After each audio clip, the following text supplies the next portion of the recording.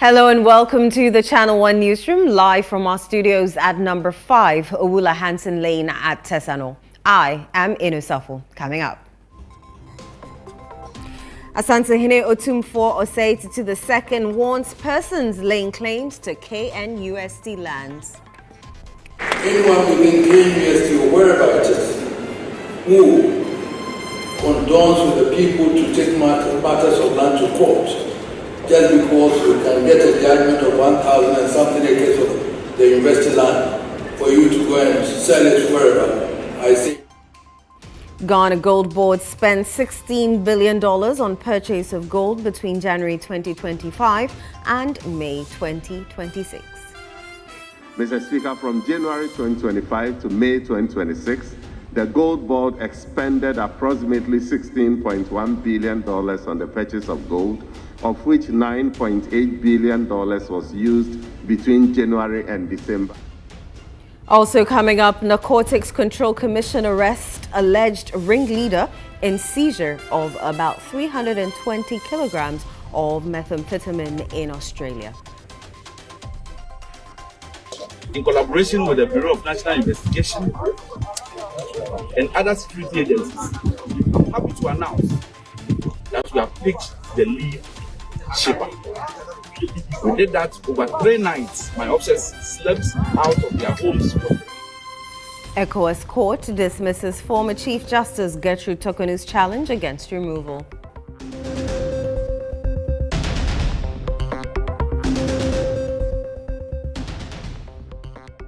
In Channel 1 Business.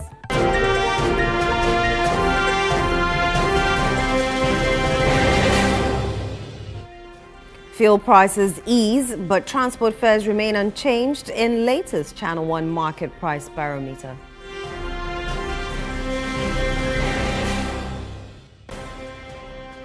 In Channel 1 Sports. Black Stars of Ghana hopeful of a win against Croatia in final group match on Saturday.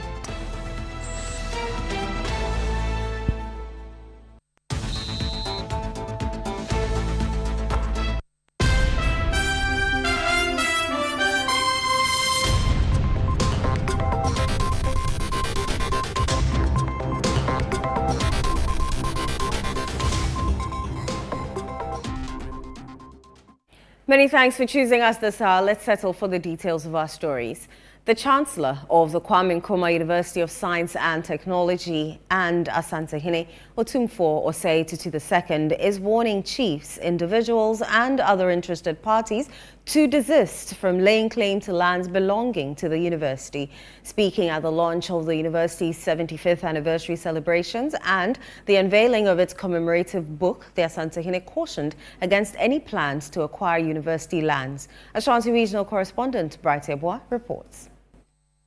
The Kwame Nkrumah University of Science and Technology has launched its 75th commemorative book as part of activities marking the university's 75th anniversary. The 350 publication highlights KNUST's rich history, major achievements, and lasting impact while celebrating the contributions of its founders, alumni, staff, and other key stakeholders. It also chronicles significant milestones in the institution's journey and honors the visionaries whose efforts have shaped KNUST into one of Africa's leading universities. Despite the institution's successes, the Chancellor and Asantehene Otumfuo Osei II expressed concern over infrastructure challenges, particularly flooding in some parts of the university. He noted that the situation is closely linked to waste management practices and inadequate public education on environmental sanitation. The university's impact is visible in the country's infrastructure, industries, healthcare systems, and indeed in the very fabric of national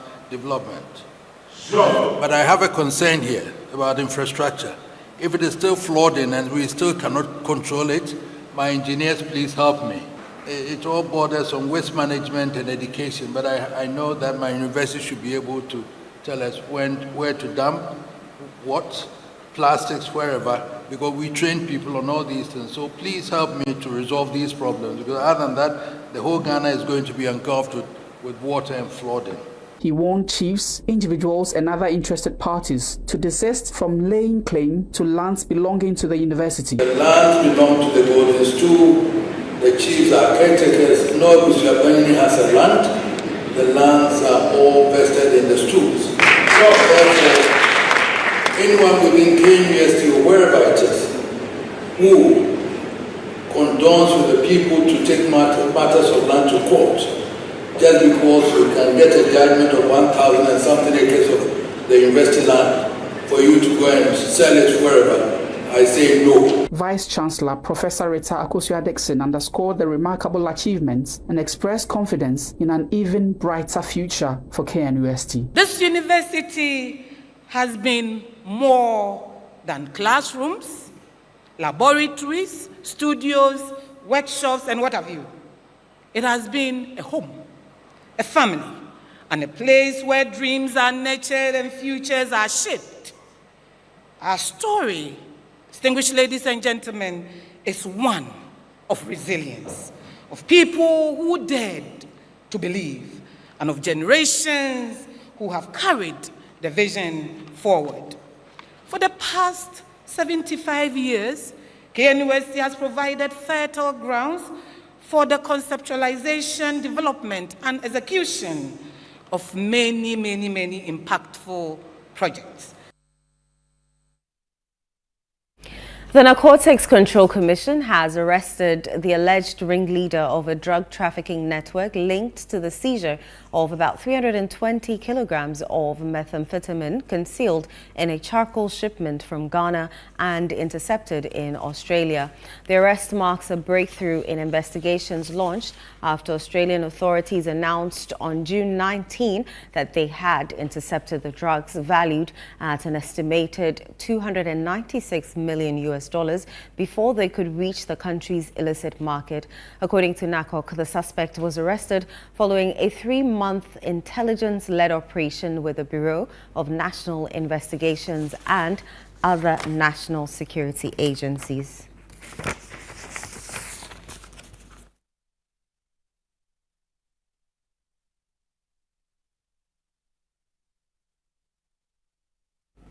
Let's get more on this particular story. Francis Amwa is Public Relations Officer for the Narcotics Control Commission, and he joins us via telephone lines. Good evening, Mr. Amwa, and welcome to the Channel One Newsroom.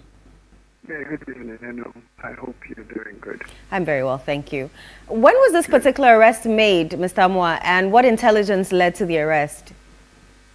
Okay, thank you so much for the opportunity. The arrest was made. Today is Wednesday. The arrest was made yesterday. And on Friday, we put up a notice or a press statement saying that NACOC and other internal security agencies are investigating the matter. And once we got something, obviously we work for the people of Ghana, and therefore we needed to come back to them and say that, yes, we told you that we're going to do the investigation, and the investigation has led to a person, and we have arrested that person. The beautiful thing is that the investigation is ongoing, and we've stated in our press release that it is likely that more arrests could follow this very first arrest that was made. Mr. Amwa, how were nearly 320 kilograms of methamphetamine concealed in the charcoal shipment without being detected at our ports? Yes, that is what the investigations are going to reveal, because it went through how did it go through, who were the people who were there to make sure that it went through our port. So the investigations that we're conducting is not only going to be the person that has been arrested. Obviously, the person that has been arrested is going to help us, the security agencies, to unmask or unveil who was available at the time it was shipped, what did the person do or what did the person did not do. And I'm very, very sure that once you give us the opportunity and you give us the time, all these things are going to come out. And once we have the necessary information or the necessary intelligence that we can share with you through to the public, definitely we're going to do that. Let me push a little further and ask whether you can confirm whether the drugs originated in Ghana or merely transited through our country. Yeah, that is what investigations will reveal. Because as we speak now, what we have is that it was arrested in Australia through our port. So that is what we're going to establish, whether it was used as a passage. Somebody did it through our country, our ports, our waters, or the thing actually originated from here. Because it is a possibility that somebody could have transited it from whichever country through to Ghana to Australia. Or it is also a possibility that it originated from here. And once we have suspects, we are going to unravel all these things.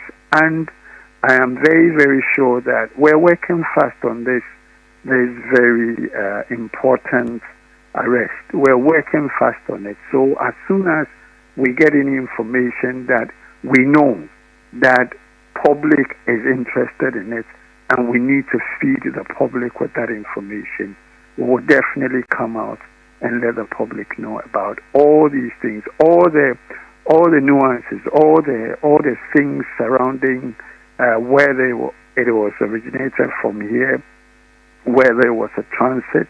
All those things are things that the investigations are going to review, and will feed the public with it as and when we get these information. Mr. Amor, what lessons has NACOG learned from this collaboration that could strengthen future interdictions?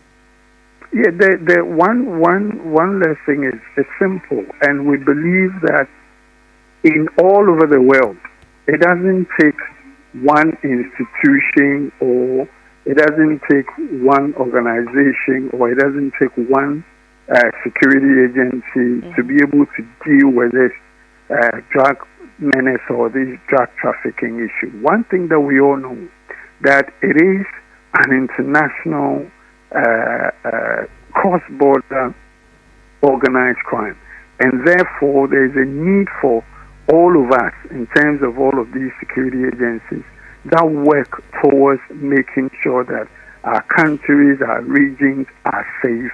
There is a need for us to collaborate.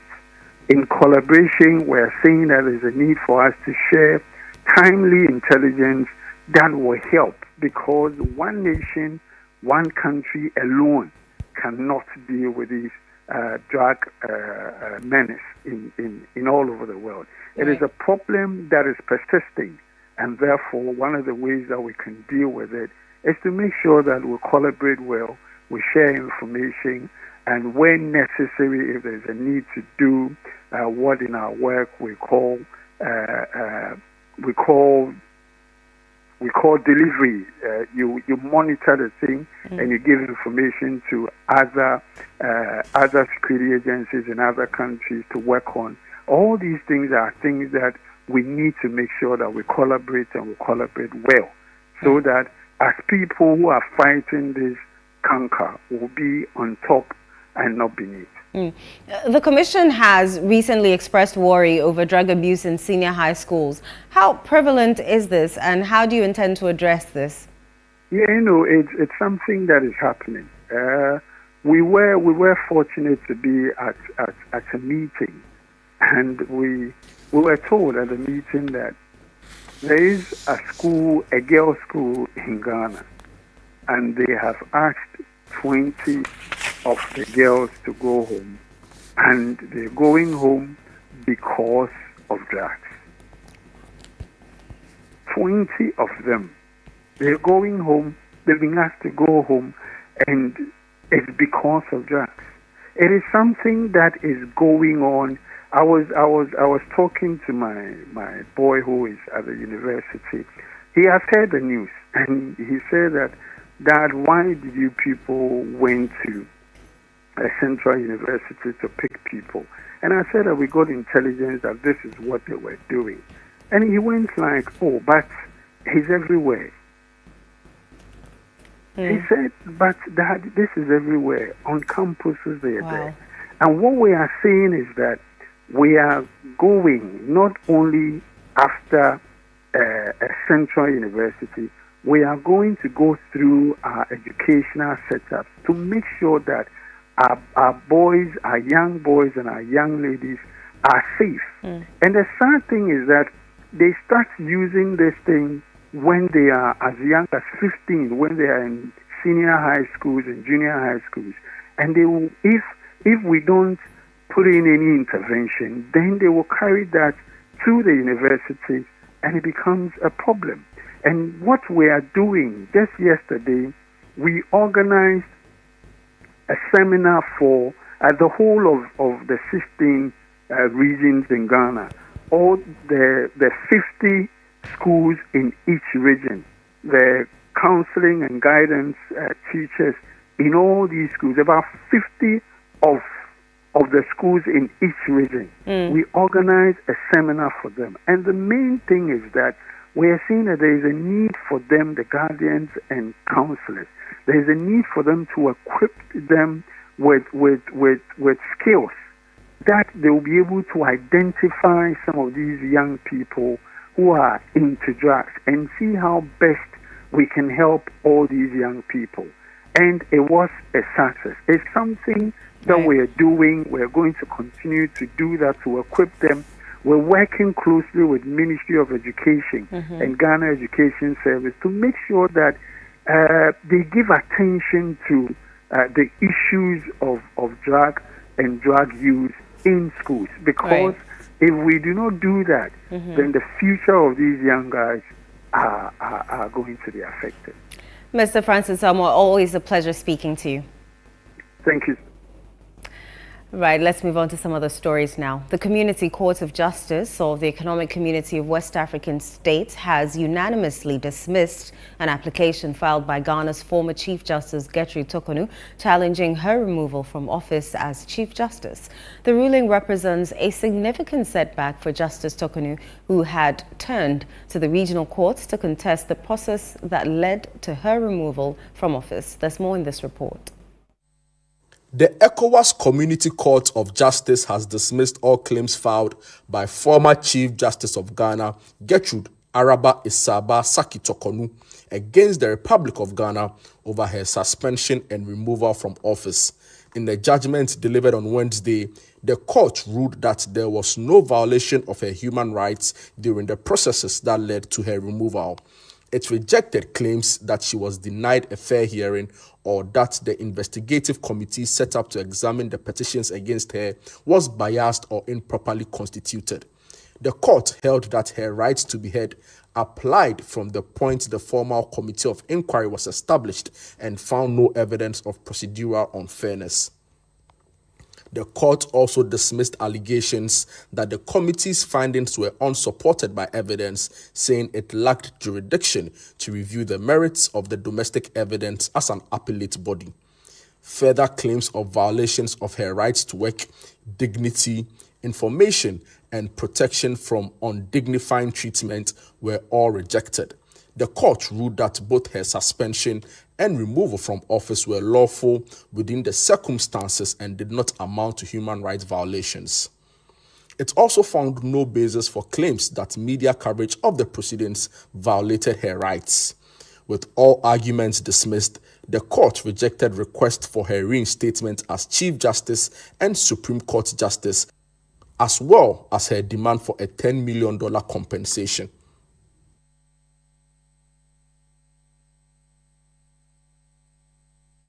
The Ministry of Finance has disclosed that the Gold Board expended $16 billion on the purchase of gold between January 2025 and May 2026.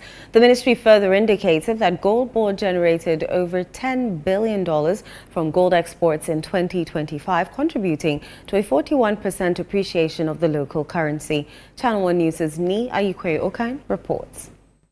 During proceedings in Parliament on Wednesday, the Deputy Minister for Finance, Thomas Nyako Ampim, appeared before the House to answer questions relating to the sector, and he disclosed that the Ghana Gold Board expended $16 billion between January 2025 and May 2026 on the purchase of gold, while $10 billion was generated from the export of gold for the year 2025. He stated that this aided in the 41% appreciation of the Ghana cedi. Mr. Speaker, from January 2025 to May 2026, the Gold Board purchased a total of 135.843 metric tons of gold, of which 135.221 metric tons were sourced from artisanal and small-scale mining sector. Mr. Speaker, last year, 2025, the Gold Board cumulatively purchased, aggregated and exported ASM gold totaling 104 metric tons, which generated in excess of 10 billion United States dollars for the country. This singular achievement of the Gold Board was critical in the appreciation of the Ghana cedi by about 41% against the US dollar in 2025, and in increasing foreign reserves from about $8.98 billion in December 2024 to $13.8 billion by end of December 2025, among others. Mr. Speaker, from January 2025 to May 2026, the Gold Board expended approximately $16.1 billion on the purchase of gold, of which $9.8 billion was used between January and December 2025. The Deputy Minister also provided an update on government's plans towards the establishment of the Women's Development Bank. 51.3 million Ghana cedis was allocated for this intervention in 2025. In addition, government in 2026 budget set aside 450 million for this initiative. Mr. Speaker, I can confirm that a lot of preparatory works have been done. On 26th of January 2026, the company, WDB Ghana Limited, was incorporated. Government has subsequently applied to the Bank of Ghana for the license to operate the Women's Development Bank.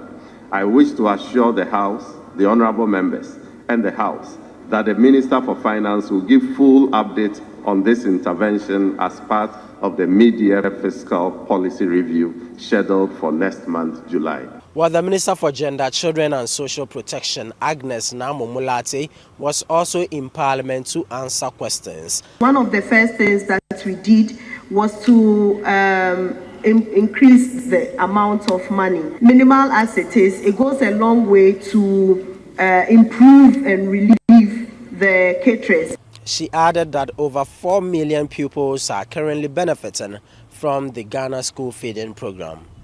The Ghana School Feeding Program currently provides one hot nutritious meal each school day to approximately 4,231,059 pupils in 12,045 public schools across the country, covering learners from kindergarten to primary 6. The Health Committee laid its report on the death of hit-and-run victim Charles Emisa, who was reportedly denied medical care by the Greater Accra Regional Hospital, the Police Hospital, and the Kolebu Teaching Hospital. It is expected that members of Parliament would debate the report in the coming days for onward action. Reporting for Channel 1 News from Parliament, I am Ni Ayukwe Okai. A 72-year-old farmer in the Bumpurugu district of the Northeast region is counting his loss after more than 30 acres of his groundnut farm was allegedly sprayed with chemicals by unknown persons, destroying the crops. According to the farmer, he discovered the damage during a routine visit to the farm. The farmer indicated that he has reported the incident to authorities in the district, but no action has been taken so far. He spoke to Channel 1 News about the incident. President Mama say yempeni mfona me kase yi wo mu a wo mu da ya nu wa ha no masambra man ko de ko tu wo manim de tu police commander anim de tu DC anim na sanande nyina menti wo bia kan say me wo kwai mu iba na say memba menti wo mu kan enti dia ye no say me ye wo bia me wo ebutre ani enwoma me mpe basabasa nya sa ti me de say President Mama say won fa nani entumeso na mwa ese wotun sa abo ame no bombo ame. This is the Channel 1 Newsroom on Channel 1 TV. Still to come. Fuel prices ease, but transport fares remain unchanged in latest Channel 1 market price barometer. We have the details shortly. Do stay.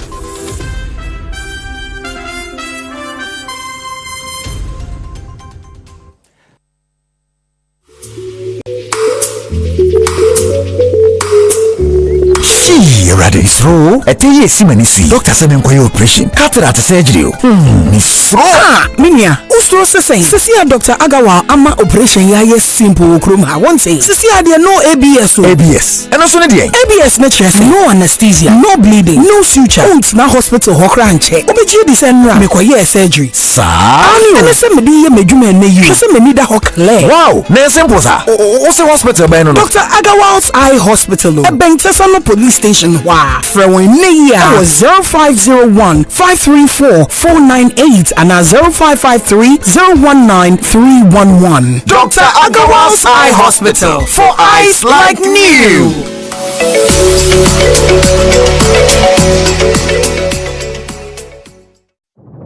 This July, get ready for stories that will make your heart race. From love and passion to secrets and lies that can ruin everything. Catch the sizzling episodes of Sins and Roses at 4 p.m, Domenica Monteiro at 5 p.m, Be My Sunshine at 6 p.m, and Avenida Brazil at 7 p.m, Central African Time. Only on Novelas Plus, Channel 133 on DSTV. Upper East Rising, Pearl Framework 2026 to 2035, prosperity through enterprise, agriculture, resilience and livelihoods. The future begins now. For generations, the Upper East region has been rich in culture, agriculture, enterprise and human potential. Today, a new chapter begins. Join industry leaders, policymakers, development partners, investors and innovators as we unveil a bold 10-year development framework designed to unlock billions in investment opportunities, create sustainable jobs, transform agriculture, strengthen local industries and improve livelihoods across all 15 districts of the Upper East region. The date is June 29 to July 1, 2026. The venue is Desert Pastures Auditorium in Bolgatanga. The time 9 a.m. prompt. Pearl, building prosperity from our strength. Pearl, building the Upper East we deserve. This forum is under the auspices of the Upper East Regional Coordinating Council, members of Parliament from the Upper East region, and the Importers and Exporters Association of Ghana. Media partners, City FM and Channel 1 TV.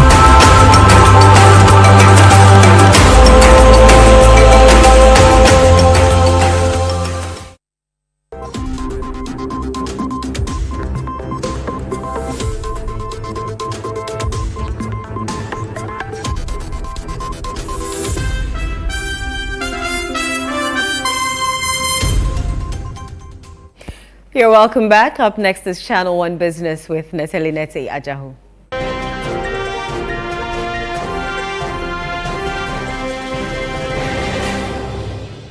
CNR Business is brought to you by EcoBank. Hello, my name is Pamela from Customer Service. Please revalidate your account by texting your Ghana card number to 0500,000 247. Hey, Abili, wabadim. Madam, give me the numbers behind your ATM card. I'm calling from the head office. An email was delivered across to our customers this morning. Confirm if this is your bank account. 100,100,100. Thanks for sending your bank card details. Send the OTP now to avoid cancellation. EcoBank will never call, email, send an SMS asking for your PIN, OTP, bank card, or Ghana card details. Don't get played. EcoBank, the Pan-African Bank. Hello, please, I'm calling from Customer Experience Center.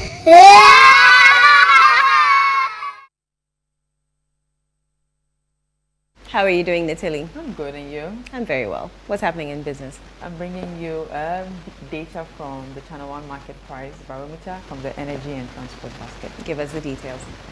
Now, fuel prices recorded a mixed but generally easing trend in June 2026, with petrol prices declining across major OMCs, while diesel and charcoal posted marginal movements and LPG remain unchanged.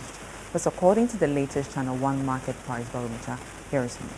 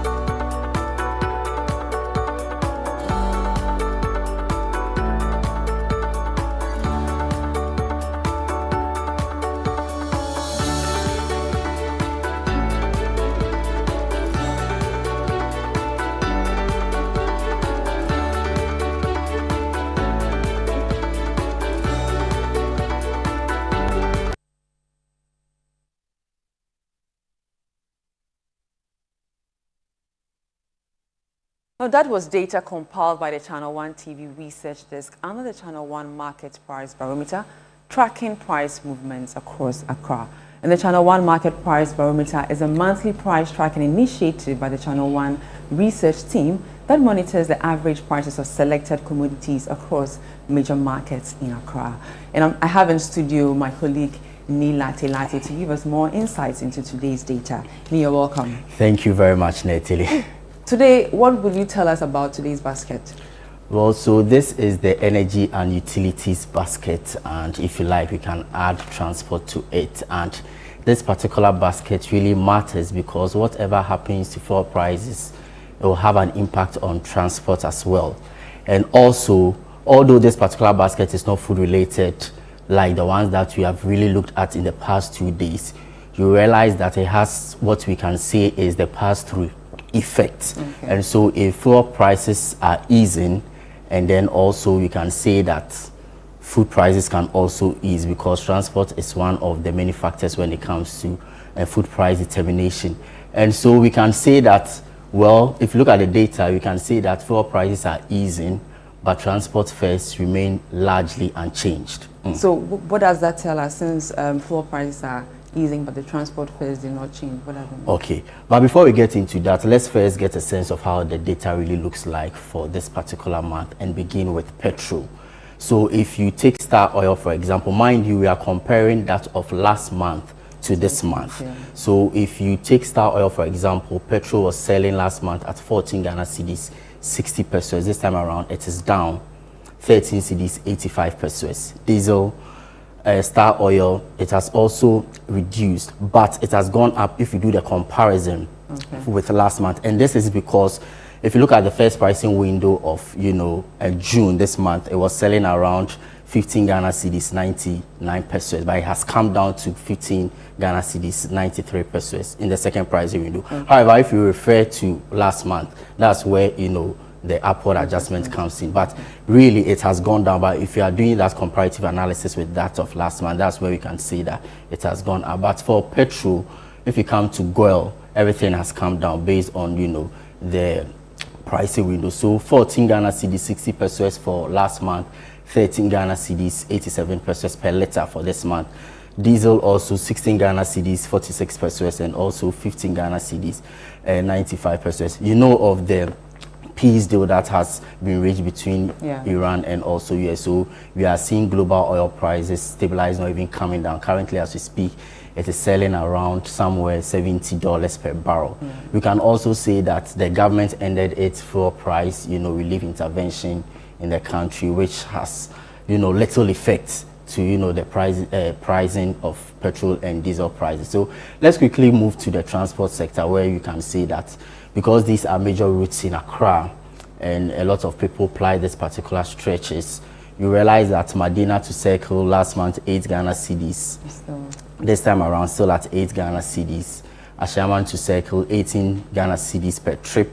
Last month still 18 Ghana cedis, this time around also. Plus Kaswa to Circle, May was 10 Ghana cedis. This time around also 10 Ghana cedis. So no price change here. So now to answer your question, fuel prices are easing. They are on a downward trend. Why do we see, transport fares remaining where they are? Well, we can say that it is because of what we say, the transport operators are on what we say a wait and see approach. So fuel prices are going down, but they want to really know if this particular decrease will be well sustained for them to make any determination when it comes to, price movement regarding transport fares. So when we look at the broader, the basket, within the basket, we saw that charcoal was increasing. What does that say about our challenges that are hitting the cleaner energy space? Right, so LPG and charcoal, LPG per kilogram, 17 Ghana cedis. This time around, still 17 Ghana cedis, but charcoal, the mini bag was selling at 140 Ghana cedis last month.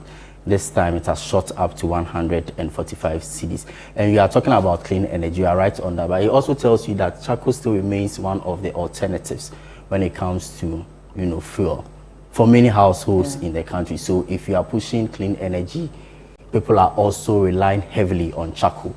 And so demand and supply forces come to play, which is why we are seeing the price also going up. So maybe government should really look at how they can strike a balance with regards to, clean energy and also the charcoal that a lot of people still heavily depend on for, household activities.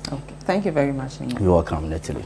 Now let's get straight to other stories. And the third roundtable discussion of the City Business Festival 2026 comes off on Thursday, June 25, with a focus on Ghana's growing automotive assembly industry and its contribution to national economic development. Here is more.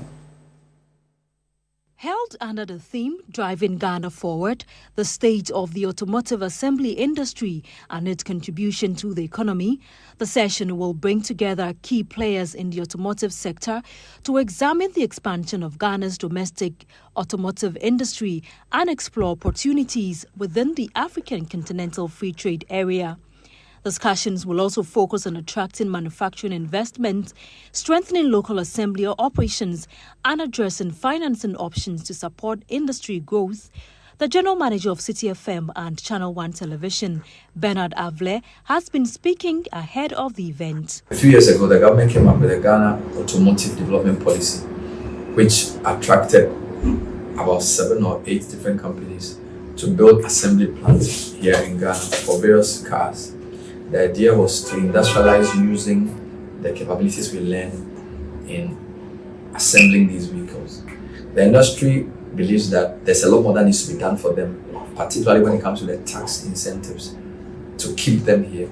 So the City Business Festival is focusing on the automotive industry and the assembly plant of these automobile industries. The City Business Festival 2026 is powered by 97.3 City FM and Channel 1 Television in partnership with Absa Bank and sponsored by Absa Bank, MTN Ghana, Zonda Tech Ghana Limited and Petra Trust. Now, founder and president of the Design and Technology Institute, Constance Swanika, is urging closer integration of academic training with labor market needs to improve workforce competitiveness and productivity. She notes that while industry requirements continue to evolve rapidly, many academic curricula have remained largely unchanged. There's more in the following report. Speaking at the Industry Academia Roundtable 2026, Constance Swanika noted that this mismatch has contributed to persistent skills gaps and difficulties for employers in recruiting adequately prepared talent. She stressed that the country's demographic potential can only become an economic dividend if learning outcomes translate into productivity, innovation, entrepreneurship, and competitiveness. Our experience over the years has demonstrated that industry-led, demand-driven training produces different outcomes.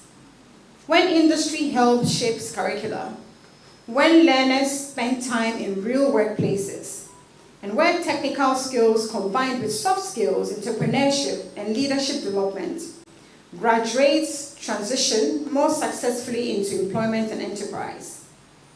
This philosophy is reflected in what we call the learns, works, and leads model. An approach that seeks to ensure that learners do not simply acquire qualifications, but develop the competencies, confidence, and adaptability required in a rapidly changing world. Director in charge of Development Policy Division at the National Development Planning Commission, Alice Amekuji, highlighted the importance of the Draft Ghana Human Capital Development Strategy, describing it as a crucial policy tool to address long-standing workforce development challenges. The strategy provides a long-term framework to guide investment and reforms across the interconnected pillars: early child development, health and nutrition, education and skills, productive employment, innovation and digital transformation, equity and lifelong learning, governance and financing. Meanwhile, calls are growing for a stronger industry-academia collaboration and increased investment in TVET. We need to change our way of thinking that TVET is for those who are not brilliant academically. We are prepared differently, and industry is also working differently. It's growing very rapidly, and so these conversations of how we can both, help and build each other. I'm always excited about such conversations. Let's now bring you an update on crude oil prices and how the local currency is performing on the interbank market.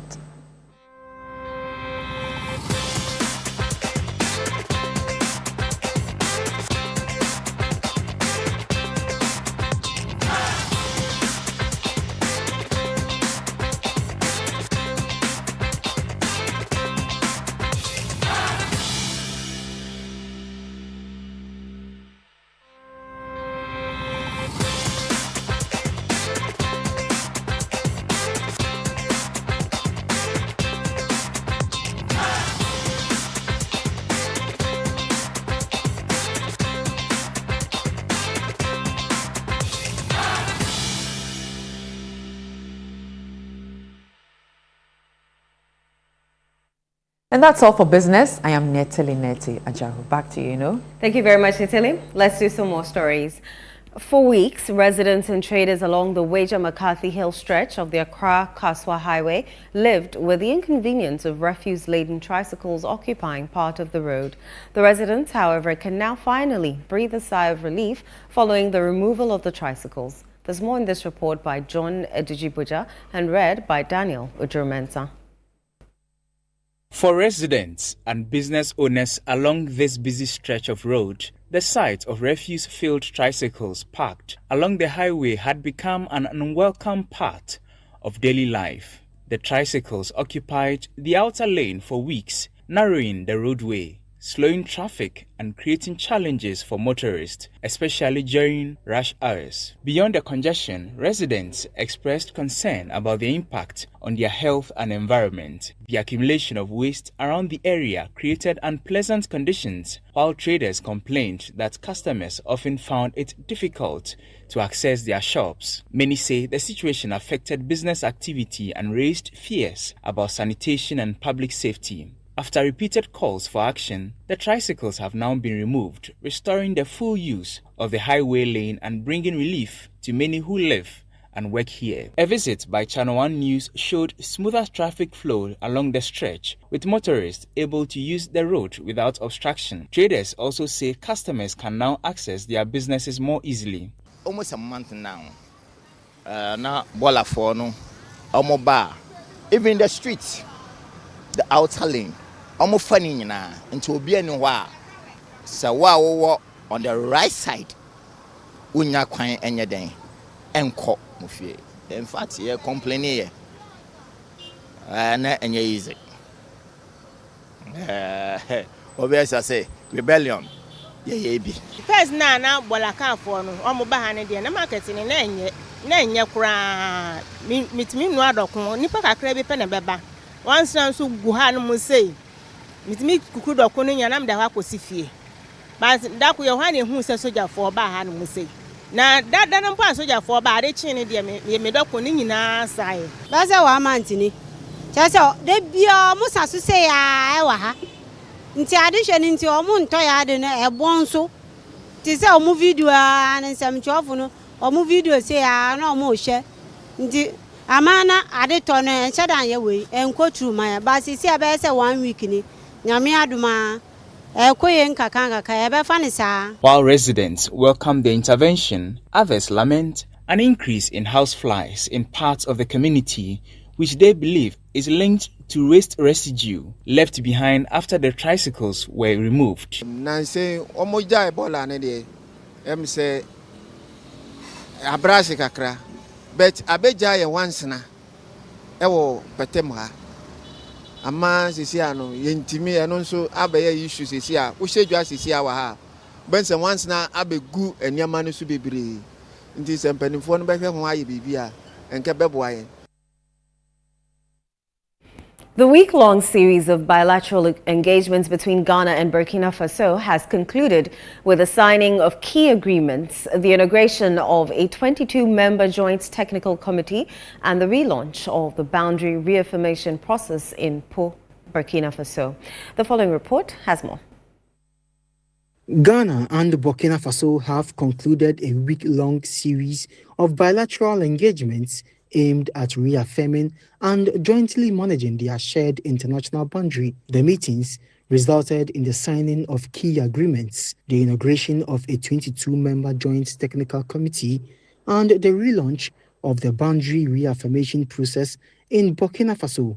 Speaking at the closing ceremony, Ghana's ambassador to Burkina Faso described the outcomes as a testament to the commitment of both countries to maintaining their common boundary as a symbol of cooperation and shared development. It is a great honor and privilege to join you today in Dakola, and I will say in Po, for official launch of the joint Ghana-Burkina Faso land boundary reaffirmation exercise.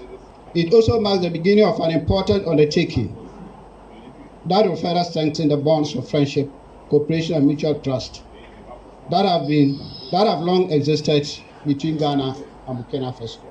These landmark agreements are the legal institutional backbones from which we have carried out the activities of the past week.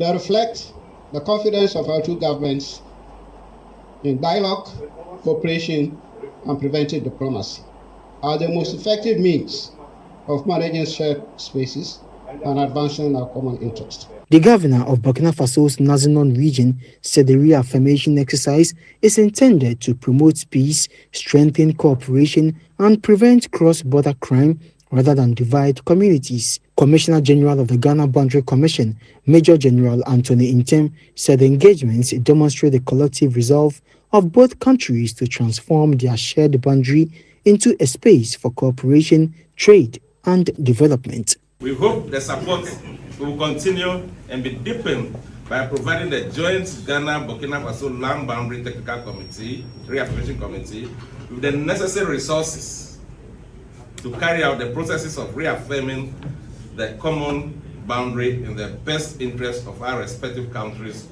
to preserve the special relations between us and promote peaceful coexistence within the border community. You're still watching the Channel 1 Newsroom on Channel 1 TV with me, Inu Safo. Still to come. Black Stars of Ghana hopeful of a win against Croatia in final group match on Saturday. We have those details shortly. Do stay.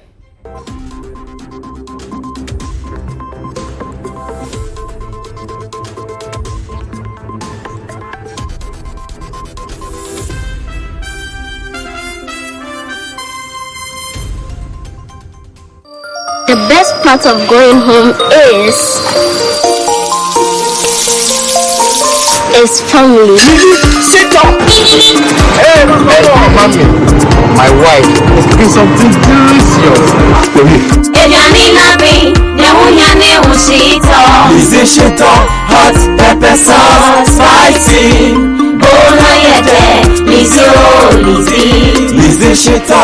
Lizzie Shito, the Shito is Shito. Lizzie Shito, over Lizzie Shito,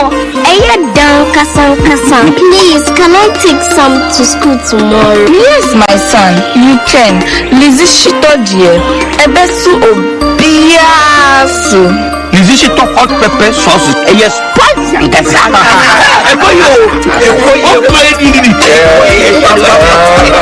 Lizzie Shito hot pepper sauce, yes, spicy. For bulk purchase, kindly contact 050-168-3344 or 050-155-0998. This advert is FDA approved.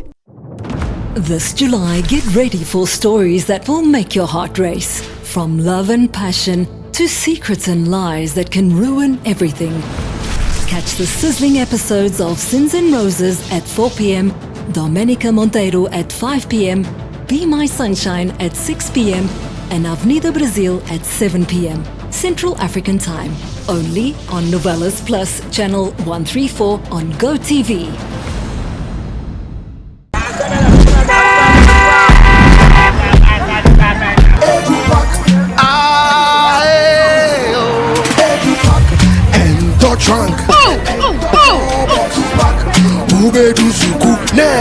This is the old way.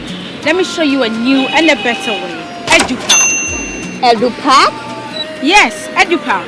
A GS approved and supported initiative for all first year students going to SHS by Prospectus Ghana Limited. Now you don't need to go to the market. All your trunks, mattresses, pillows, including plastic chalkboards, are all waiting for your child at the school.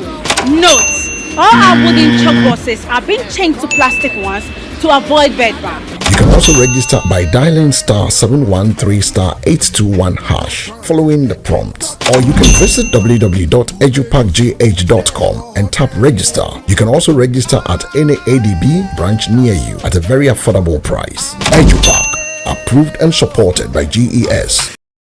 Yes, next. Hey, Nadia Bensoni, Asamo. Me didn't tum. Miss your family calico, just call me cockroach. Now, Miss your family once now. Hey, that's on you. Improve car. Yeah. Captain, mosquito, double the action.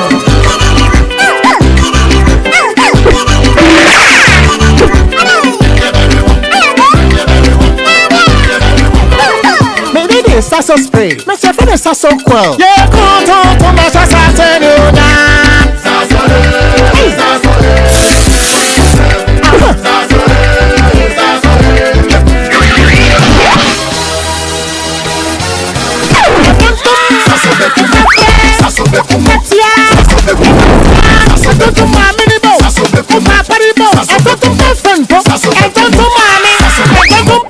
Sasso, come on, Tom Preco.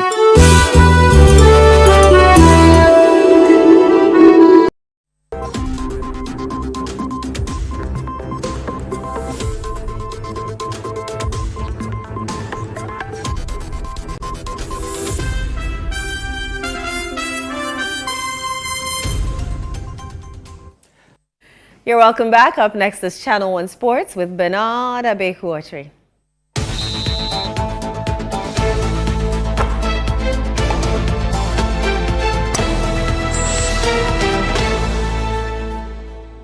That was an amazing game yesterday. Brilliant stuff. I mean, if we play like this, maybe we might just win our first World Cup. Yes. Give us more details. Let's get into numbers 10 now. After holding one of the tournament's favorites to a historic goalless draw, Ghana's World Cup destiny remains firmly in its own hands. But what exactly do the Black Stars need against Croatia, and who could be waiting in the knockout round? My colleague Julio Ashifri Amwa explains. When the final whistle sounded in Boston, it felt more than just a point. Against a side ranked 4th in the world and packed with Premier League stars, Ghana stood tall. And the reward? 4 points from 2 matches and a place among the front runners in Group L. For Carlos Queiroz and his players, the mission is now crystal clear.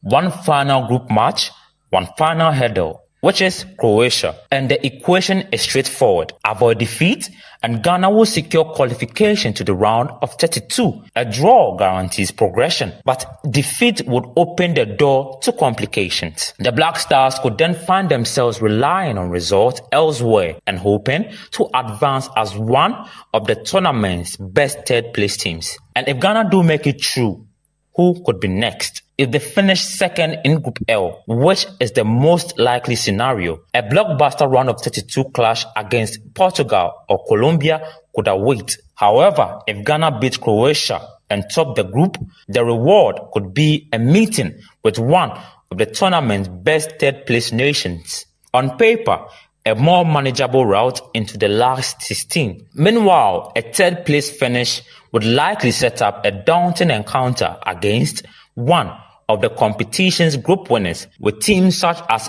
Argentina and France among the possible opponents. For now, everything is on Croatia. One victory could transform Ghana from hopefuls to genuine World Cup contenders. For Kwesi Sibo, he hopes Ghana would go all the way into the competition. We feel very happy, and it's a great motivation for us to fight for the next game, because I feel like we're playing against a tough team, a tough side that have individual qualities, and they have a great team. So playing against a national team like this and 0-0 without considering a goal, it's a big motivation for us to know that we can do it.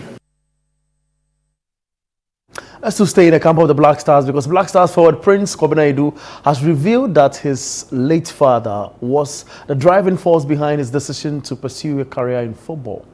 He has emerged as a valuable option for Coach Carlos Queiroz at the 2026 FIFA World Cup, making an impact off the bench with his energy and attacking threats, particularly influential in Ghana's goalless draw against England. Speaking to the Ghana Football Association, Edu paid tribute to his late father, describing him as the biggest influence in his career. Football now, I'm working on my board because of my late dad na oye footballer ntino. Okay. Growing up no na ye hwe ni sanya man ntina football na bi ro ya kuma mti. Eno ana ye de share adwum se pesebo. Say me mother no ti football na asina me father no ntina ya ade bia omo stress ye too much wo ho abra okobo ni sanya man ntina omo my free say e betima ye nye pentin. Football as a footballer there say mentally now oye strong na we are prepared challenge everybody. Well, that's the very latest from the world of sports, and I am Bernard Abehuatri. That's just sports. Thank you very much, Abeku, and that's how we wrap up today's bulletin. Do remember to log on to our website, channel1newsonline.com, for information on our top stories and more. Subscribe to Channel 1 TV.